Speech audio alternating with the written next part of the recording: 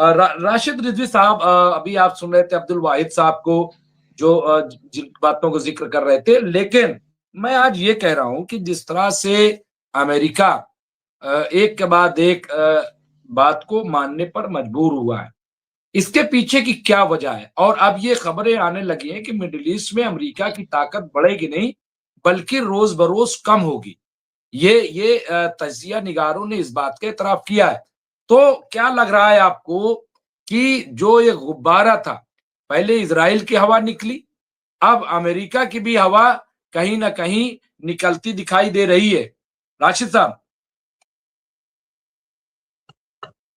देखिए मुमताज भाई, अमेरिका का डाउनफॉल उसी दिन हो गया था जब उसने कतर पर इजराइल ने अटैक किया था। और ये बात को अमेरिका ने डिनाई भी किया कि उसकी जानकारी में नहीं था। बाद में पेंटागन बोलता है कि हाँ, हमको इंफॉर्मेशन दी गई थी। तो जिस कतर के आप मुहाफिज हैं, उसी कतर पर अटैक हो रहा है और आपकी जानकारी में है, आप रोक नहीं रहे हो। तो अभी तक तो इनकी विश्वसनीयता जो है डाउट में है, और अगर ये और कोई गलती करेंगे तो वो खत्म हो जाएगी। अब इनके ऊपर अरब मुल्क शक करते हैं, यकीन नहीं रहा इनको। ये इतना जानते हैं कि अगर अमेरिका के सामने इजराइल और हम रहे तो इजराइल को अमेरिका चुन लेगा, हमको नहीं चुनेगा, हमें खत्म कर देगा। तो जहां पर विश्वसनीयता खत्म हो जाती है, वहां की इंसान की हैसियत अपने आप कम होने लगती है। तो इसलिए अमेरिका भी जो उसके हालात हैं, फूक फूक के कदम रखने की कोशिश कर रहा है। वो जानता है कि अगर हम वॉर में चले गए तो अरब देश धीरे धीरे हमसे कट जाएंगे, हमारे मुखालिफ हो जाएंगे। एक बार कंप्लीट उस रिजीम में, उस रीजन में एक बार कंप्लीटली उसका उसका बायकॉट होने लगेगा अगर, तो मुमताज भाई इसराइल ऑटोमेटिक खत्म हो जाएगा। ऐसा नहीं है कि इसराइल सुपर पावर है, उसके अंदर बहुत ताकत है। इसराइल अमेरिका के टुकड़ों में जी रहा है, उसके टुकड़ों में पल रहा है। उसकी अपनी कोई हैसियत नहीं है, वरना आप देखिए हिजबुल्लाह ने कितना परेशान किया उसको। हमास से 3 साल से चल रहा था, हमास को कंट्रोल नहीं कर पा रहा था। और जो अब मार रहा है वो इसलिए मार रहा है कि इन्होंने सीज फायर लगा करके सीज कर दिया हमास को। और जब से सीज फायर हुआ है, हमास ने कोई ऐसा अटैक किया नहीं, और ये अटैक पर अटैक कर रहा है। अमेरिका बोल नहीं रहा है। छोटे छोटे मुल्कों में किसी भी तरीके की कोई एहतजाज होते हैं या कुछ होता है, तो ये होता है कि सरकार जो है वो आवाज को दबा रही है। सरकार लोगों की आवाजों को दबा रही है, कुचल रही है, उनको पामाल कर रही है। लेकिन जब इजराइल जेनोसाइड करता है तब कोई नहीं बोलता। आज भी हम देख रहे थे, एक रास्ते में थे तो हम सीएनएन देख रहे थे। पाकिस्तान में भी आपके बलूच एरिया में पाकिस्तानी आर्मी गई, करीब 28 से 30 लोगों को मारा भी है उन लोगों ने, और अपने टैंक वगैरह लेके गए। तो अब उसके ऊपर पाकिस्तान के गवर्नमेंट के ऊपर वेस्टर्न मीडिया चालू हो गई। ईरान में था एहतजाज, तो ईरान की गवर्नमेंट के ऊपर चालू हो गई। लेकिन इजराइल के ऊपर कोई तनकीद नहीं करता है। आप बताइए, बीबीसी और सीएनएन में कितने कवरेज की न्यूज है उनकी, कितने दिन की न्यूज है? अभी तो 60,000 70,000 रुपए टिके थे। फिर एक रिपोर्ट यूएन की आई थी, उसमें 2 लाख बता रहे हैं। मैं तो आपसे खुद कह रहा हूँ कि खाली मलबा तो हटने दीजिए, लाखों कंकाल निकलेंगे अंदर से, लाखों। ये इनके फिगर बताने से कुछ नहीं होता है कि इन्होंने एक फिगर दे दिया और हम मान जाएंगे उस फिगर को। जिस बेतहाशा तरीके से मलबे दिखाई दे रहे हैं, जिस बेतहाशा तरीके से उसने हमले किए हैं, क्या लगता है कि 50-60,000 70,000 1 लाख लोग मरे हैं? और इतने लोगों का कातिल आज भी इज्जत माफ है। अरे डर रहा है नेतन्याहू, वो नहीं जा रहा किसी कंट्री ना, लेकिन डोनाल्ड ट्रंप तो जा रहे हैं जिसने हथियार दिया है, और किसी की हिम्मत नहीं है। वो ब्राजील इनका केस को साउथ अफ्रीका ब्राजील वगैरह लेके इनके केस को गए आईसीसी में, लेकिन किसी ने ये नहीं कहा कि डोनाल्ड ट्रंप ने, अमेरिका ने एक्सेप्ट किया है कि तुमने मेरे हथियारों को सही इस्तेमाल किया है। जो वारंट उनके लिए है वो वारंट इनके लिए भी होना चाहिए। जो वारंट नेतन्याहू के लिए इशू हुआ है वही अमेरिका के लिए भी होना चाहिए। तो अमेरिका के लिए क्यों नहीं इशू हो रहा वो वारंट? अगर अमेरिका इनको हथियार देता नहीं तो जेनोसाइड ये करता नहीं, क्योंकि इसके पास हथियार नहीं होते। और जो जो मुल्क हैं इसमें, मैं तो कहता हूँ जो जो मुल्क इन्वॉल्व हो उन सबको वारंट इशू करवाना चाहिए। ये भी एक मनोवैज्ञानिक दबाव है। आप फिर एकदम अपने मुल्क में बंधे रह जाएंगे। अब आप देखिए ना नेतन्याहू को कहाँ जाता है, इजराइल से निकला अमेरिका पहुंचा, बस। और किसी कंट्री में जाता हो बताइए आप, उसको डर है कहीं हम गिरफ्तार ना कर लिए जाए, कहीं हमारी जान पे हमला ना हो जाए। डरपोक तो बहुत बड़ा है वो, डरपोक बहुत बड़ा है वो, अपनी जिंदगी को लेकर के बहुत वो सिक्योर रहता है वो। रात में जब वो सोता है तो खुद चेक करता है अपनी सिक्योरिटी, उसके बाद सोता है वो। ऐसा नहीं है कि वो आराम से सो रहा है। जब से उसने देखा कि ईरान के एजेंट इजराइल में घूम रहे हैं, तब से उसकी खुद की भी हालत खराब है। तो मुमताज भाई, खैर, जो अमेरिका की स्थिति है, अभी धीरे धीरे आप वक्त निकलने दीजिए। जो उसने वेनेजुएला में किया है, जो वो प्रेशर इंडिया बना रहा है, जो और दूसरे मुल्कों के साथ कर रहा है दादागिरी, ये खाली मिडिल ईस्ट में नहीं, आऊंगा उस पे, बड़ी पूरी खबर कुछ आ दुनिया। रही है। मैं फिर आऊंगा, बड़ी खबर यहाँ पे आ रही है। यहाँ पे जयदीप सिंह मुंडेला साहब ने अपडेट किया है कि सुप्रीम लीडर के सलाहकार अली लारिजानी के यमन के अंसारुल्लाह के विदेश मंत्री सैयद बदर बिन हमद अल बुसैदी से मुलाकात की और उन्हें एक सीलबंद लिफाफा दिया है। ये आप देखिए कि क्यों, इसके पीछे क्या हो सकता है। लिफाफे में क्या, जाहिर सी बात है कि एक कहीं ना कहीं एक बातचीत जो है, इस पे डिस्कशन शुरू हो जाएगा। दूसरी बात, तुर्की से नसरुद्दीन साहब ने लिखा है कि तुर्की ने यह भी कहा है कि ईरान परमाणु बम बनाता है तो हमें भी बनाना होगा और मिडिल ईस्ट में सभी देश इस दौड़ में लग जाएंगे। पर सवाल ये उठता है कि इजराइल के परमाणु बम रखने पर यह बात किसी ने क्यों नहीं की। ये बात आ रही है। लेकिन देखिए, आज खुद तुर्की ने कहा कि ईरान परमाणु बम नहीं बना रहा। देखिए, वहां पे बार बार ईरान इस बात को कह रहा है।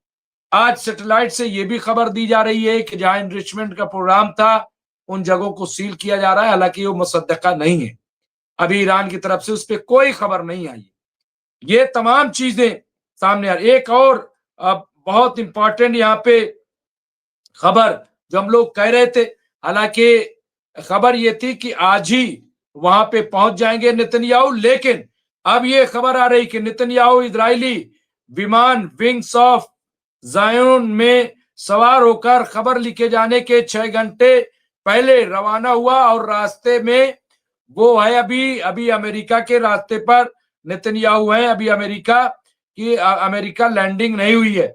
इसके अलावा एक और बड़ी खबर, देखिए ईरान के बारे में जिस तरह की बातें, लेकिन बड़ी खबर यहाँ पे आ रही है, आप स्क्रीन पर भी देख सकते हैं कि इस्लामिक क्रांति की सालगिरह जो थी, इंकलाब इस्लामी ईरान का की जो सालगिरह थी, उसमें 22 बहमन के मौके पर यहाँ पे ईरान ने जो एक सुप्रीम लीडर है ईरान के, आयतुल्लाह सैयद अली खामनेई ने, उन्होंने यहाँ पे देखिए कि जो गुनहगार लोग थे 2000 लोगों को उन्होंने माफ कर दिया, छोड़ दिया कि जाइए हम माफ करते हैं लेकिन आइंदा ख्याल रखिएगा। तो ये जो वहां पे इस तरह की जो चीजें, इसके अलावा एक और खबर ये आ रही कि डोनेशियर कमांडर उनकी तरफ से कि गाजा के आईएफएस के लिए हम 8000 सैनिक भेजने की तैयारी कर रहे हैं, ये गलत है। लेकिन मैं आऊंगा सबसे पहले अब्दुल वाहिद साहब कि ईरान का जिक्र आप कर रहे थे।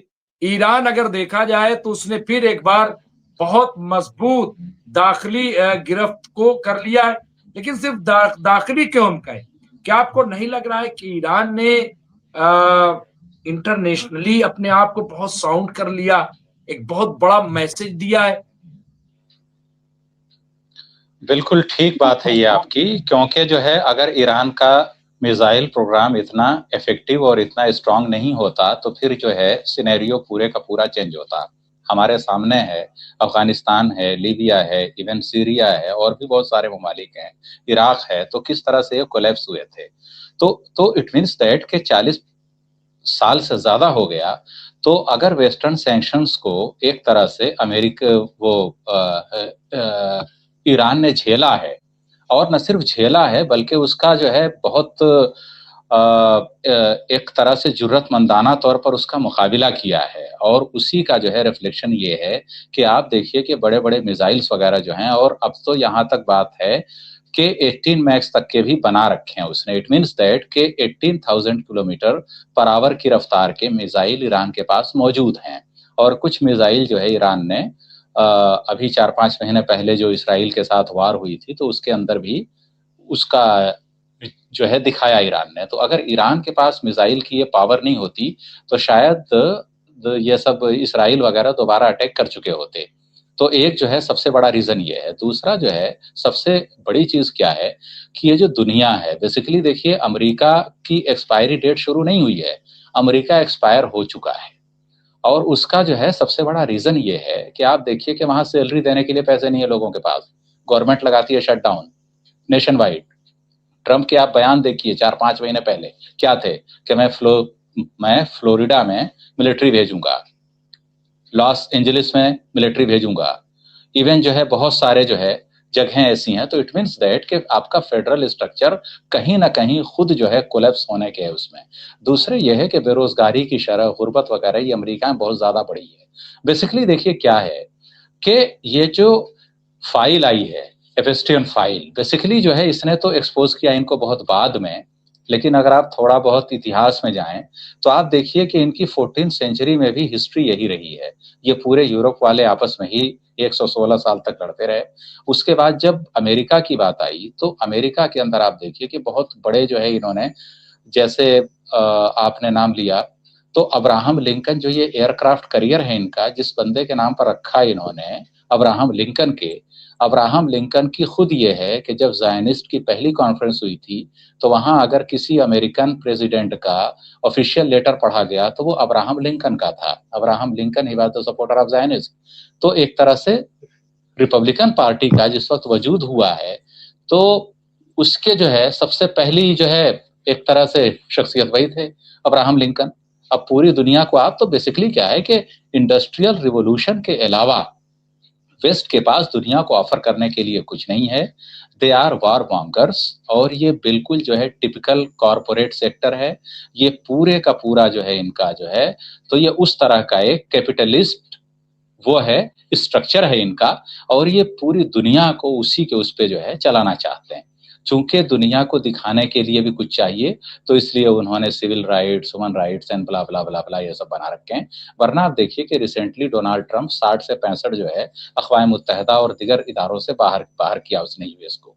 तो ये क्लियरली बता रहा है कि भाई जो है बहुत सारी चीजों को, और आप देखिए कि WTO से यूएस बहुत पहले, उसके बाद क्या हुआ, यूनिसेफ वगैरह, यूनेस्को वगैरह है। अब आप देखिए WHO वगैरह, भारत ने बनाया था इंटरनेशनल सोलर अलायंस, जिसका हेड ऑफिस जो है गुड़गांव में है, दिल्ली के पास है। अब आप बताइए कि इंटरनेशनल सोलर अलायंस से भी डोनाल्ड ट्रंप ने अभी 1 महीने पहले जो है एक तरह से किनारा कशी इख्तियार कर ली। तो आप सोचिए कि ये इनका असली चेहरा है। तो इनके पास दुनिया को देने के लिए क्या है, और अमेरिका की एक्सपायरी डेट का मेजर रिफ्लेक्शन जो था वो था अफगानिस्तान से इनकी वापसी। अब अमेरिका इस हैसियत में भी नहीं है कि कोई एंटी यूएस पॉलिसी बनाई जाए। अब जो है पोस्ट यूएस पॉलिसी का दौर है, और मुझे लगता है कि कहीं ना कहीं पोस्ट यूएस का सिनेरियो क्या होगा, क्या मल्टीपोलर वर्ल्ड ऑर्डर होगा? तो मल्टीपोलर वर्ल्ड ऑर्डर हो चुका है, होगा नहीं। और इससे जो है अमेरिका डरा हुआ है कि उसकी हैसियत खत्म होती जा रही है। अगर माशी सूरत हाल अमेरिका की बेहतर होती तो वो टैरिफ वगैरह नहीं लगाता। तो ये क्लियरली जो है इस बात का एक तरह से रिफ्लेक्शन है कि अमेरिका जो है अंदर ही अंदर बहुत ही वीक है, और वो चाइना के, भारत के और बहुत सारे ममालिक ने जो उसके बॉन्ड ले रखे हैं वो उनके टुकड़ों पर बेसिकली पल रहा है। और जो ये यहूदियों के साथ इनके हैं, तो ये ताल्लुकात इसलिए हैं कि सिर्फ एपस्टियन फाइल तक ही महदूद नहीं है बात। जितने फिनेंशियल इदारे हैं वो सारे के सारे यहूदी कंट्रोल करते हैं। अब आप जाइए, अगर हम बहुत पहले जाएं, विलियम शेक्सपियर नाम के एक राइटर हुए बहुत बड़े। विलियम शेक्सपियर का एक जो है प्ले है, उसका है नाम merchant of Venice. Merchant of Venice पढ़िए, और एक पोयम भी है उनकी मर्सी के नाम से। आप देखिए कि पूरे का पूरा जो है इनका जो पूरे का पूरा स्ट्रक्चर है, ज़ायनिज्म जिस पर खड़ा है, यहूदी जिस पर खड़े हैं, ये साहूकार कैसे होते हैं, किस किस तरह से होते हैं, पूरे का पूरा जो है विलियम शेक्सपियर ने उस पूरे मर्चेंट ऑफ नेवी में, मर्चेंट ऑफ वेनिस में पूरे का पूरा नक्शा खींच दिया है। तो ये सारी की सारी चीजें ये हैं। तो बेसिकली ये एक सफाक कौम है और इनके साथ ऐसा ही हुआ है। अब आप देखिए कि इंटरनेशनली जो है डिक्लेयर्ड वार क्रिमिनल, उसके पास इसके अलावा क्या ऑप्शन है? जैसा अभी आपके एक ऑनरेबल पैनलिस्ट ने बोला कि भाई यूएस के अलावा उसके पास, नेतन्याहू के पास कोई और जगह है दुनिया में? बताइए, एक डिक्लेयर्ड वार जो है, ऐसा आदमी जिस पे जंगी जराइम का मुकदमा हो, जिसको जो है एक तरह से इंटरनेशनल कोर्ट ऑफ जस्टिस ने, एक तरह से नहीं बल्कि अरेस्ट वारंट घोषित कर रखा उसके खिलाफ। तो आप बताइए कि उस आदमी की क्या हैसियत है?